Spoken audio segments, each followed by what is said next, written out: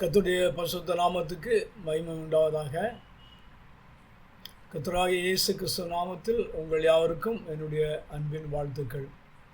கர்த்தராகிய இயேசு கிறிஸ்து நேற்றும் இன்றும் என்றும் மாறாதவராக இருக்கிறார். கர்த்தர் நல்லவர், அவருடைய கிருபை என்றென்றைக்கும் மாறாததாக இருக்கிறது. அருமையான தேவ ஜனமே, இன்றைய தேவ செய்திக்கு நாம் தெரிந்து கொண்ட வேத பகுதி யாத்ராகம புஸ்தகம் 20ஆம் அதிகாரம் முதல் 2 வசனங்கள். யாத்ராகம புஸ்தகம் 20ஆம் அதிகாரம் முதல் 2 வசனங்கள். தேவன் பேசி சொல்லிய சகல வார்த்தைகளுமாவன: உன்னை அடிமைத்தன வீடாகிய எகிப்து தேசத்திலிருந்து புறப்பட பண்ணின உன் தேவனாகிய கர்த்தர் நானே. தேவன் பேசி சொல்லிய சகல வார்த்தைகளுமாவன: உன்னை அடிமைத்தன வீடாகிய எகிப்து தேசத்திலிருந்து புறப்பட பண்ணின உன் தேவனாகிய கர்த்தர் நானே. அருமையான தேவ ஜனமே, இஸ்ரவேல் ஜனங்கள் 430 வருடங்களாக எகிப்து தேசத்திலே அடிமைப்பட்டிருந்தார்கள். அவர்கள் அங்கே பார்வோனுக்கும் பார்வோனுடைய ஜனத்தாருக்கும் அடிமையாக இருந்து அவர்கள் மிக மிக மிக துன்புறுத்தப்பட்டு அவர்கள் அங்கே தங்களுடைய ஜீவன் வெறுத்து போகத்தக்கதாக தேவனாகிய கர்த்தரை நோக்கி அவர்கள் கூக்குரல் இடுகிறார்கள். அவர்கள் கூக்குரல் தேவ சமூகத்தை எட்டிற்று.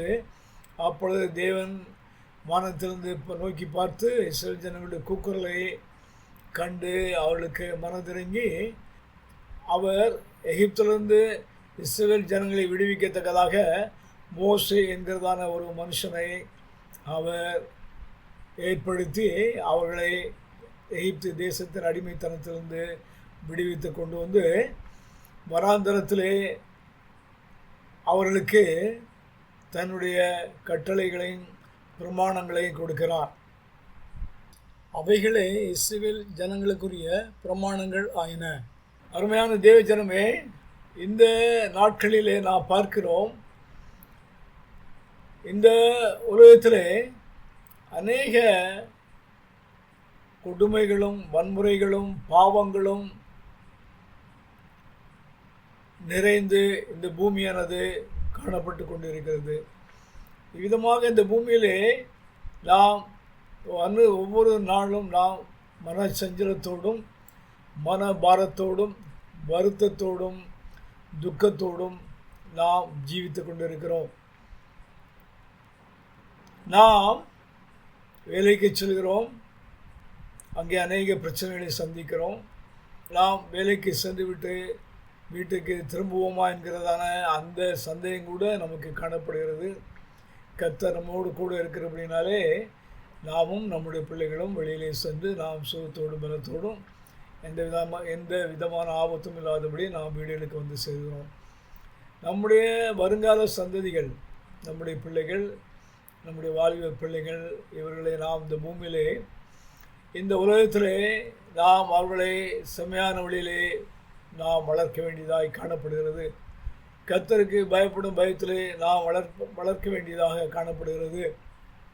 ஏனென்றால் நம்மை சுற்றிலுமாக எப்பொழுதும் பாவமும் அசுத்தமும் அருவருப்புமான எல்லா விதமான தேவனுக்கு அருவருப்பான காரியங்களும் காணப்படுகிறது.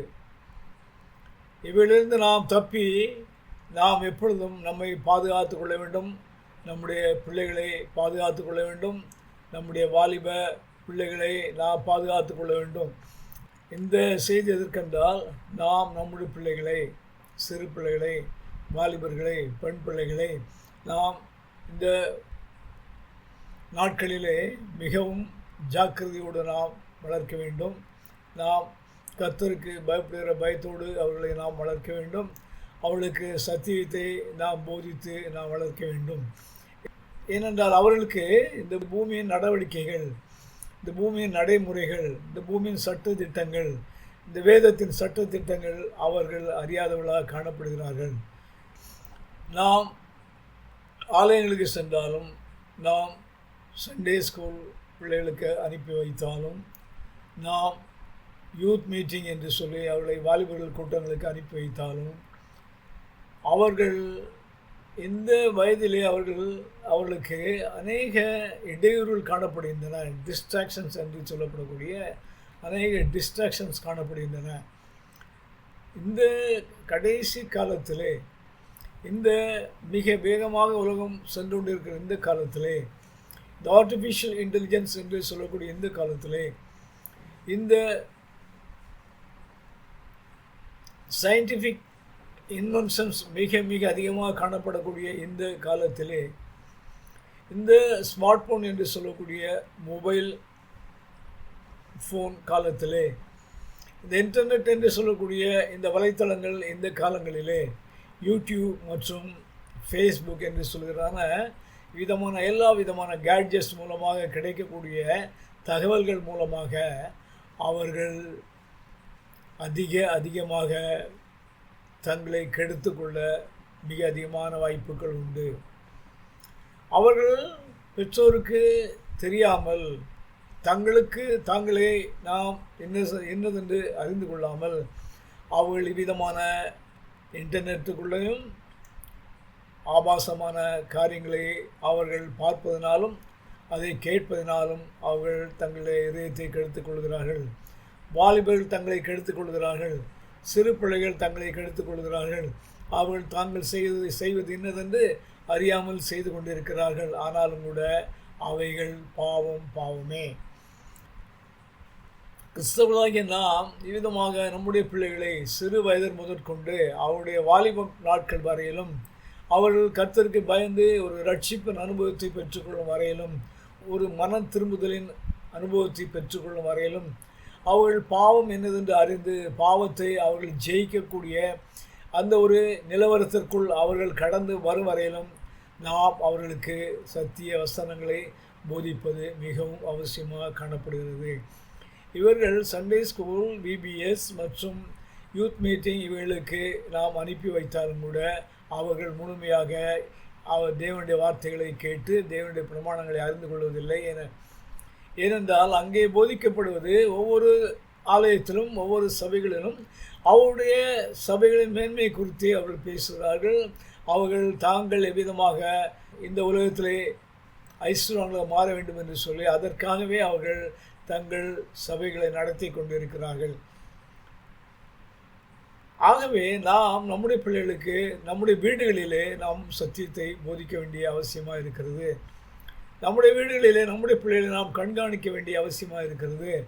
சிறு வயதிலே நாம் பாவம் என்னதென்று சொல்லி நாம் சொல்லிக் கொடுப்போமானால், கற்றுக் கொடுப்போமானால், அவர்கள் பாவத்தை குறித்தான ஒரு தெளிந்த புத்தியை அடைந்து பாவத்தின் சம்பளமாகிய நரகம் என்ன என்பதை குறித்து நாம் அவர்களுக்கு சொல்லிக் கொடுப்போமானால், அவர்கள் தெளிந்த புத்தி உள்ளவர்களாக எந்த விதமான பாவம் மேற்கொள்ளாதபடிக்கு, எந்த சூழ்நிலையிலும் அவர்கள் தங்களை கெடுத்து கொள்ளாதபடிக்கு, பாவத்துக்கு ஒப்பு கொடுக்காதபடிக்கு, தங்கள் நண்பர்கள் மூலமாக அவர்கள் பாவத்துக்குள்ளே பிரவேசிக்காதபடி இந்த உலகத்தில் உள்ள சினிமாக்கள் மற்றும் பப்கள், இவ்விதமான போதை வஸ்துக்களை எடுத்துக்கொள்வது, இவ்விதமாக துஷ்ட நண்பர்களோடு சேர்ந்து கொள்வது, போதை மாத்திரைகளை எடுத்துக்கொண்டு பெற்றோர் அறியாத வண்ணமாக அவர்கள் தாங்களை கெடுத்து கொள்ளக்கூடிய இந்த சூழ்நிலைகளை நாம் உருவாக்காதபடிக்கு நம்முடைய பிள்ளைகளுக்கு சிறு வயது முதற்கொண்டே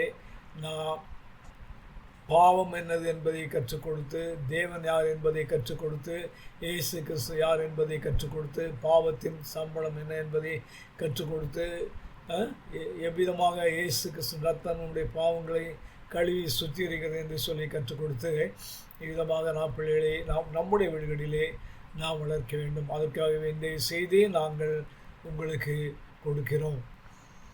முதலாவதாக நம்முடைய பிள்ளைகள் அறிந்து கொள்ள வேண்டியது, நாம் சிறு வயது முதற்கொண்டு நம்முடைய பிள்ளைகளுக்கு 32ஆம் சங்கீதம், 1ஆம் சங்கீதம், 91ஆம் சங்கீதம் என்று சொல்லி இந்த சங்கீதங்களை நாம் மனப்பாடம் பண்ணத்தக்கதாக அவளுக்கு சொல்லிக் கொடுத்து நம்முடைய ஆலயங்களிலும் நம்முடைய வீடுகளிலும் இவ்விதமாக சங்கீத புஸ்தகத்தில் உள்ள முக்கியமான சிறு வயதிலே அவளுக்கு தேவையான சங்கீதங்களை நாம் மனப்பாடம் பண்ண சொல்லி நாம் அவளுக்கு அவைகளை கற்றுக் கொடுக்கிறோம்.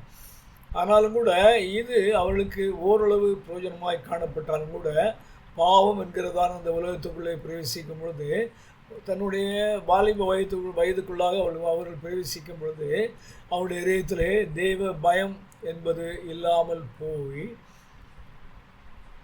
அவர்கள் பாவத்தை ருசிக்கக்கூடிய இடத்திலே அவர்கள் பாவத்தை ஜெயிக்காதபடிக்கு, பாவத்தை வெறுக்காதபடிக்கு அவர்கள் பாவத்தோடு இணைந்து பாவம் செய்கிற நண்பர்களோடு கூட இணைந்து பாவத்தை ருசிக்கிறார்கள். அந்த பாவத்தை ருசித்த பின்பு அது அவர்களுக்கு இன்பமாய் காணப்படுகிறது. பெற்றோருக்கு அவர்கள் அதை தெரிவிப்பதில்லை. இவ்விதமாக அவர்கள் முதலாவது சிறு சிறு பாவங்களை அவர்கள் தொடர்ந்து செய்து அதன் பின்பு முழுமையாக பாவத்துக்கு அடிமையாக காணப்படுகிறார்கள். அருமையான தேவஜனமே, இந்த சிறு பிள்ளைகள் முதற்கொண்டு வாலிபர் வரையிலே நாம் நம்முடைய பிள்ளைகளை மிக மிக கவனமாக இந்த பூமியிலே, இந்த உலகத்திலே, இந்த பொல்லாத பிரபஞ்சத்திலே நாம் வளர்க்க வேண்டும். நாம் ஒவ்வொரு நாளும் வேத வசனங்களை, சத்தியங்களை நாம் போதிக்க வேண்டும். ஒவ்வொரு நாளும் அவளை கண்காணிக்க வேண்டும். ஒவ்வொரு நாளும் அவளுக்கு போஜனத்தை கொடுக்கும் பொழுது எவ்விதமாக அவர்கள் நன்கு வளர வேண்டும் என்று போஜனத்தை கொடுக்கிறோமோ அதே போல் அவர்களுக்கு சத்தியவசனமாகிய ஆவிக்குரிய போஜனத்தை அவருடைய இதயத்திலே கொடுத்து இதயத்தை நிரப்ப வேண்டும். இந்த நாட்களிலே பிள்ளைகள் படிப்பு என்று சொல்லி அவளுக்கு அதிக படிப்புக்குரிய அதிக பாரங்கள் காணப்படுகிறது, அதிக போர்ஷன்ஸ் காணப்படுகிறது, அதிக லெசன்ஸ் காணப்படுகிறது. அது மாத்திரமல்ல, அவளுக்கு இப்பொழுது கேட்ஜெட்ஸ் என்று சொல்லக்கூடிய இன்டர்நெட் மூலமாகவும் ஸ்மார்ட் ஃபோன் மூலமாகவும் அவள் கற்றுக்கொள்ளக்கூடிய காரியங்கள் அநேகமாக இருக்கிறது. அது மாத்திரமல்ல, இவையெல்லாம் அவர்களை டிஸ்ட்ராக்ட் பண்ணக்கூடியதாக காணப்படுகிறது. அவர்களுடைய சிந்தனைகளை சிதறடித்து அவர்கள் தங்களுக்கு பிடித்த காரியங்கள் எது என்று பார்த்து அதற்குள்ளாக மூழ்கி விடுகிறார்கள். அது மாத்திரமல்ல, அவர்கள் இந்த இன்டர்நெட் கேம்ஸ் என்று சொல்லக்கூடிய கேம்ஸுக்குள்ளாக சென்று அநேக தன்னுடைய வாழ்க்கையும் நேரத்தையும் கெடுத்துக் கொள்கிறார்கள். இவ்விதமாக அவள் காணப்படாதபடிக்கு நாம் அவளுக்கு போதிக்க வேண்டிய காரியங்களை இன்று நாம் பார்ப்போமாக. அவர்களுக்கு முதலாவது தேவன் யார் என்று கற்றுக் கொடுக்க வேண்டும். அவருக்கு இயேசு கிறிஸ்து யார் என்று கற்றுக் கொடுக்க வேண்டும். இவையெல்லாம் அவர்கள் அறிவதற்கு அவருடைய வாலிப பிராயத்தில் அவர்கள் அறிந்து கொள்ளக்கூடிய சூழ்நிலை காணப்படுகிறது. ஆனாலும் கூட மெய்யான தேவன் யார் என்று சொல்லி அவளுக்குள்ளாக குழப்பங்கள் காணப்படுகிறது. இயேசு கிறிஸ்து யார் என்று அவளுக்குள்ளே குழப்பங்கள் காணப்படுகிறது. இயேசு கிறிஸ்துடைய ரத்தம் எவ்விதமாக என்னுடைய பாவங்களை மன்னிக்கும் என்று சொல்லி அவளுக்கு அது ஒரு வித்தியாசமான ஒரு தத்துவமாக, வித்தியாசமான ஒரு டாக்டரினாக காணப்படுகிறது. ஆகவே நாம் இவளை குறித்து அவளுக்கு தெளிவுபடுத்த வேண்டும். இந்த இயேசு யார், தேவன் யார் என்பதை குறித்து நாம் இன்னொரு செய்தியை நாம் காணலாம். இன்றைக்கு இவளுக்கு நாம் கற்றுக் கொடுக்க வேண்டியது நன்மை தீமை என்ன என்று சொல்லி அவர்கள் அறிந்து கொள்ள வேண்டும். தேவன் விரும்பியதை செய்வது நன்மை என்றும் தேவன் விரும்பாவதை செய்வது தீமை என்றும் சொல்லி அவளுக்கு நாம் கற்றுக் கொடுக்க வேண்டும். அப்படி அவளுக்கு கற்றுக் கொடுக்க வேண்டுமானால் நாம் தேவன் மனுஷனுக்கு கொடுத்த பிரமாணங்களை கற்றுக் கொடுக்க வேண்டும். இந்த பிரமாணங்கள் மோசே மூலமாக தேவனால் கொடுக்கப்பட்டது. இந்த பிரமாணங்களை தேவனாய் கர்த்தர் மோசேக்கு சீனாய் மலையிலே இந்த பிரமாணங்களை அவர் கொடுத்தார். இந்த பிரமாணங்கள் 10 கற்பனைகள் என்றும் இந்த பிரமாணங்கள் மோசேயின் பிரமாணங்கள் என்றும் சொல்லி நாம் வேதத்திலே வாசிக்கிறோம். இந்த பிரமாணங்களை நாம் மிக தெளிவாக நாம் கற்றுக் கொடுக்க வேண்டும். இந்த நாட்களிலே இந்த பிரமாணங்களை எந்த தேவனுடைய ஆலயத்திலும், எந்த ஆவிக்குரிய சபைகளிலும், எந்த கிறிஸ்தவ சபைகளிலும் இது போதிக்கப்படுவதில்லை. அதை நாங்கள் மிக மிக மன வருத்தத்தோடு நாங்கள் இங்கே உங்களுக்கு நாங்கள் சொல்லிக்கொள்கிறோம். எந்த சபையிலும் இந்த 10 கற்பனைகளை சிறு பிள்ளைகளுக்கோ வாலிபருக்கோ அல்லது பெரியவர்களுக்கோ இந்த 10 கற்பனைகள் சொல்லப்படுவதில்லை, சொல்லிக் கொடுக்கப்படுவதில்லை.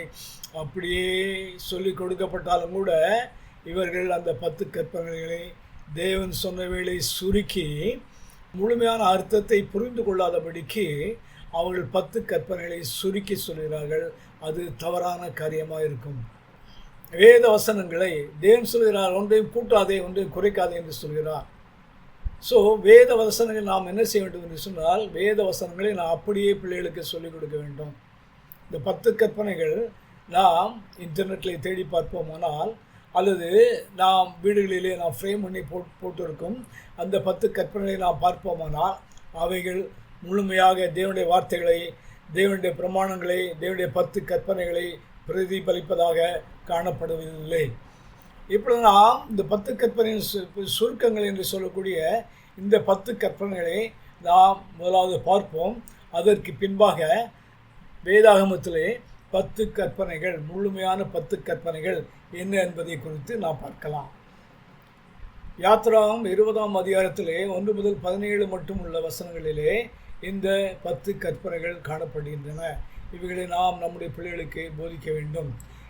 இதில் முதலாவது கட்டளை, என்னையன்றி உனக்கு வேறே தேவர்கள் உண்டாயிருக்க வேண்டாம். இரண்டாவது கட்டளை, நீ உனக்கு யாதொரு விக்கிரகத்தையும் உண்டாக்கி அதை நமஸ்கரிக்கவும் சேவிக்கவும் வேண்டாம். மூன்றாவது கற்பனை, உன் தேவனாகிய கர்த்தருடைய நாமத்தை வீணிலே வழங்காதிருப்பாயாக. நான்காவது கட்டளை, ஓய்வு நாளை பரிசுத்தமாய் ஆசரிக்க நினைப்பாயாக. ஐந்தாவது கட்டளை, உன் தகப்பனையும் தாயையும் கனம் பண்ணுவாயாக. ஆறாவது கட்டளை, கொலை செய்யாதிருப்பாயாக. ஏழாவது கட்டளை, விபச்சாரம் செய்யாதிருப்பாயாக.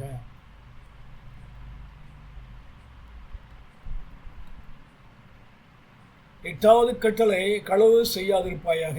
ஒன்பதாவது கட்டளை, பிறனுக்கு விரோதமாக பொய் சாட்சி சொல்லாதிருப்பாயாக. 10வது கட்டளை, பிறனுக்குள்ள யாதொன்றையும் இச்சியாதிருப்பாயாக. இவ்விதமாக இந்த 10 கட்டளைகளின் சுருக்கத்தை நாம் எல்லா இடங்களிலே பார்க்க முடிகிறது. நம்முடைய வீடுகளிலே நாம் இந்த 10 கட்டளையின் சுருக்கங்களை நாம் நம்முடைய வீடுகளிலே நாம் ஃப்ரேம் பண்ணி நாம் போட்டிருப்போம். அல்லது சில சபைகளிலே இந்த 10 கற்பனைக்கு போட்டிருப்பார்கள். அல்லது பைபிள் கடைகளிலே இந்த 10 கற்பனைகளை அவர்கள் ஃப்ரேம் பண்ணி வைத்திருப்பார்கள். ஆனால் இந்த 10 கற்பனை, இவைகளை தான் நாம் சொல்லிக் கொடுக்கிறோம். இவைகளை தான் நாம் ஒரு சில வீடுகளிலே நம்முடைய பிள்ளைகளுக்கு நாம் இதை போதிக்கிறோம். ஆனாலும் கூட சங்கீதம், 1ஆம் சங்கீதம், 23ஆம் சங்கீதம், 32ஆம் சங்கீதம், 91ஆம் சங்கீதம், இவைகளை மனப்பாடமாக நாம் பிள்ளைகளுக்கு சொல்ல வேண்டும் என்று சொல்லி அவளுக்கு மனப்பாடம் பண்ணி அவைகளை அவள் இதயத்திலேயே நாம் வைப்பது போல இந்த 10 கட்டளைகளை நாம் வைப்பதில்லை. அது மாத்திரமல்ல, இந்த 10 கட்டளையோடு சேர்ந்த மிக மிக முக்கியமான வாலிபர்களுக்குரிய கட்டளைகளும் சில உண்டு. ஆகவே அருமையான தெய்வ ஜனமே, நாம் நம்முடைய பிள்ளைகளுக்கு பாவம் என்ன என்பதை குறித்து தெளிவாக கற்றுக் கொடுக்க வேண்டியது மிக மிக அவசியமாக காணப்படுகிறது. ஆகவே நாம் இங்கே சொல்லப்பட்டபடி 10 கட்டளைகளாகிய தேவனுடைய பிரமாணங்களை நாம் சிறு வயது முதற்கொண்டு நம்முடைய பிள்ளைகளுக்கு கற்றுக் கொடுத்து அவைகளை அவர்கள் தங்கள் இதயத்திலே பதித்து வைத்து அவருடைய வாழ்க்கை முழுமையாக அதை அவர்கள் நினைவு கூர்ந்து பாவம் தங்களை மேற்கொள்ள வரும்பொழுது அவர்கள் பாவத்தின் தண்டனைகளை அவர்கள் அறிந்து கொள்ளத்தக்கதாக நாம் அவர்களுக்கு போதிக்க வேண்டும். பாவம் செய்வதை குறித்து அவருடைய இதயத்திலே எப்பொழுதும் ஒரு பயம் காணப்பட வேண்டும். இந்த பயமானது கர்த்தருக்கு பயப்படும் பயம் என்று நாம் சொன்னாலும் கூட பாவம் என்னதென்று அவர்கள் அறியாதபடியினாலே கர்த்தருக்கு பயப்படும் பயம் என்னதென்று சொல்லி அவர்கள் அறியாமல் காணப்படுகிறார்கள். ஆகவே நாம் வேதத்திலே யாத்திராகமம் 20ஆம் அதிகாரத்திலே சொல்லப்பட்ட அந்த பாவங்களை குறித்து நாம் நம்முடைய பிள்ளைகளுக்கு கற்றுக் கொடுக்க வேண்டும். நம்மை விட்டு அவர்கள் கிட்டத்தட்ட அவருடைய பள்ளி பருவம் முடிந்த பிற்பாடு நம்மை விட்டு அவர்கள் பிரிந்து செல்லும் பொழுது கல்லூரி நாட்களிலே அவர்கள் தாங்களுக்கு ஒரு பெரிய சுதந்திரம் கிடைத்தது என்று சொல்லி அவர்கள் இந்த உலகத்தை ருசிக்கத்தக்கதாக அநேக ஃப்ரெண்ட்ஸோடு நண்பர்களோடு சேர்ந்து அவர்கள் எல்லாம் நமக்குரியது என்று சொல்லி தவறான எண்ணத்தோடு அவர்கள் எல்லா பாவ காரியங்களையும் அனுபவிக்க தொடங்குகிறார்கள். அவ்விதமாக அவர்கள் தங்களுடைய வாழ்க்கையை கெடுத்துக் கொள்கிறார்கள், தங்களுடைய கல்வியை கெடுத்துக் கொள்கிறார்கள், தங்களுடைய படிப்பை கெடுத்துக் கொள்கிறார்கள், தங்களுடைய கேரியரை கெடுத்துக் கொள்கிறார்கள். இவ்விதமாக அவர்கள் போதைக்கு அடிமையாகி, மதுவுக்கு அடிமையாகி, போதை வஸ்துக்களை உட்கொண்டு பாவம் என்னதென்று அவர்கள் அறியாதபடியினாலே முதலாவது அதை ருசிக்கவும் அதை இச்சிக்கவும் அவர்கள் செய்து கடைசியாக தங்களுடைய முழு வாழ்க்கையும் கெடுத்து கொள்கிறார்கள். தங்களுக்கு கிடைத்த அந்த சுதந்திரத்தை அவர்கள் தவறாக பயன்படுத்தி அவர்கள் இச்சையினாலே ஈடுபட்டு அவர்கள் தங்களுடைய வாழ்க்கையை கெடுத்து அவர்கள் பெற்றோருக்கு விரோதமாகவும் அவர்கள் சமுதாயத்துக்கு விரோதமாகவும் கிரியை செய்து தங்களை கெடுத்து கொள்கிறார்கள். விதமான காரியங்கள் இருந்தவர்கள் விடுவிக்கப்பட வேண்டும் என்றால் நிச்சயமாக அவர்கள் இதயத்துக்குள்ளே பாவம் என்னதென்பதை அவர்கள் அறிந்திருக்க வேண்டும். அது மாத்திரமல்ல, பாவத்தை குறித்தவர்களுக்கு ஒரு பயம் உண்டாயிருக்க வேண்டும். பாவம் என்பது மிகவும் அருவருப்பானது. அது நம்மை நரகத்திலே கொண்டு போய் சேர்த்துவிடும். அந்த நரகமானது ஒரு முறை அங்கே சென்று விட்டால் அது நித்தியமாக அது ஒரு நம்மை பாதிக்கக்கூடிய அக்கினியினாலும் கந்தகத்தினாலும் சூழப்பட்டிருக்கிறதான அந்த அக்கினியும் கந்தகமும் நம்மை சுட்டரித்து கொண்டே இருக்கும். அங்கே சாவு கிடையாது, அங்கே சாவில்லை. நித்தியமாக நாம் பாதிக்கப்பட்டு நாம் குக்கரலோடும் அழுகையோடும் கண்ணீரோடும் அங்கே காணப்பட வேண்டும். ஆகவே இந்த நரகத்துக்கு தப்பித்துக் கொள்ளத்தக்கதாக நம்முடைய பிள்ளைகளுக்கு பாவம் என்னதென்று நாம் சொல்லிக் கொடுப்போம். தேவன் யார் என்று சொல்லிக் கொடுப்போம். இயேசு யார் என்று சொல்லிக் கொடுப்போம். எல்லாவற்றையும் அவர்கள் அறிந்திருக்கட்டும். பாவத்தின் சம்பளம் மரணம் என்பதை அவர்கள் அறிந்து கொள்ளட்டும். சிறு வயது முதற்கொண்டு நாம் ஆசீர்வாதத்தின் சங்கீதங்களையும் ஆசீர்வாதத்தின் வசங்களை சொல்லிக் கொடுக்கிறோம், வாக்குத்தத்த வசங்களை சொல்லிக் கொடுக்கிறோம். ஆனால் இந்த பாவம் என்னதென்பதை குறித்து நாம் அவர்களுக்கு சொல்லி அவர்களுக்கு கற்றுக் கொடுக்காததினாலே அவர்கள் இந்த கண்ணீருக்குள்ளே சிக்கி தங்களுடைய வாழ்க்கையை கெடுத்து கொண்டு கடைசியாக அவர்கள் எல்லாவற்றையும் இழந்து நரகத்துக்கு செல்லக்கூடிய இடத்திலே காணப்பட்டு அல்லது தங்களை வயோதிப நாட்களிலே அவர்கள் தேவனை விட்டு விலகி மறுதளித்து எல்லா பாவத்துக்கும் அடிமையாகி அவர்கள் தங்களை ஆக்கினிக்குள்ளாக தீர்த்து அவர்கள் நரகத்துக்கு அவர்கள் செல்கிறார்கள். அருமையான தேவ ஜனமே, விதமாக காணப்படாதபடிக்கு நாம் நம்முடைய பிள்ளைகளுக்கு வேத வசனங்களை கற்றுக் கொடுப்போம். 10 கட்டளைகளும் மோசேயின் பிரமாணங்களை கற்றுக் கொடுப்போம். இவை எல்லாவற்றும் இதயத்தில் வைத்துக் கொள்ளட்டும். அவர்கள் எங்கே சென்றாலும் அவர்கள் இந்த கர்த்தருக்கு பயப்படும் பயத்தை அறிந்து கொள்ளட்டும், அது இதயத்தில் வைத்துக் கொள்ளட்டும். ஏனென்றால் இதுவே கர்த்தரை அறிகிற அறிவு, இதுவே ஞானம். இந்த ஞானத்தை அவர்கள் பெற்றுக்கொள்வார்கள். ஆனால் ஒருபோதும் அவர்கள் பாவத்துக்குள்ளே பிரவேசிக்க மாட்டார்கள். நம்முடைய பிள்ளைகள் தேவன் நமக்கு கொடுத்த ஆசீர்வாதங்களாய் காணப்படுகிற இந்த ஆசீர்வாதங்களை நாம் பாதுகாத்துக் கொள்ளத்தக்கதாக அவளுக்கு நன்மையானவற்றை போதிப்போம். கர்த்தர் நம்மோடு கூட இருப்பாராக. கர்த்தர் உங்களை ஆசீர்வதிப்பாராக. ஆமென்.